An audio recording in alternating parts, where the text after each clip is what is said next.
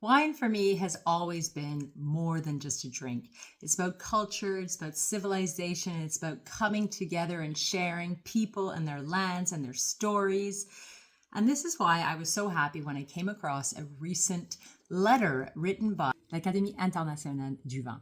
So this is a group of winemakers and wine professionals from over 20 countries, and they recently wrote to the UN on the occasion of the UN's 80th birthday. So this month, the United Nations will be meeting for their fourth high-level meeting on non-communicable diseases and mental health. They will talk about alcohol policy in different countries as part of this discussion.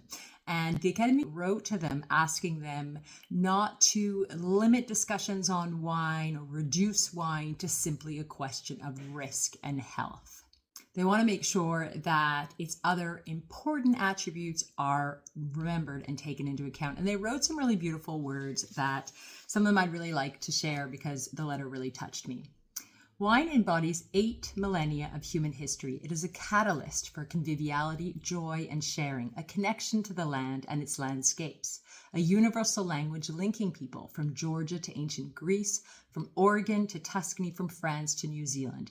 Unique yet global, it expresses mankind's patience before time, humility before the earth, and desire to celebrate together.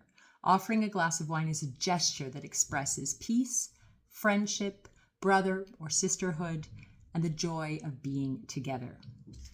Yes, there are absolutely health risks when it comes to excessive consumption, but all we're seeing recently are newspaper headlines and public health policy and social media messaging that focus only on the risk, often based on observational data and often communicating the percentage increase of relative risk rather than total risk. So a lot of these figures can seem a lot more alarming than they are in reality. When it comes to moderate wine consumption, there are a lot of studies that show cardiac benefits, that show lower all-cause mortality rates, but these messages are being drowned out. We have tried alcohol temperance movements, we've tried prohibition, we've tried alcohol bans, and history has shown us that they don't work. Moderation is what is important. Understanding wine requires nuance. It requires recognizing the risk, celebrating the culture, and the joy that wine can bring us in moderation. So today I raise my glass to the Académie du Vin for their valiant efforts and to those of the UN who will show willingness to listen. Santé.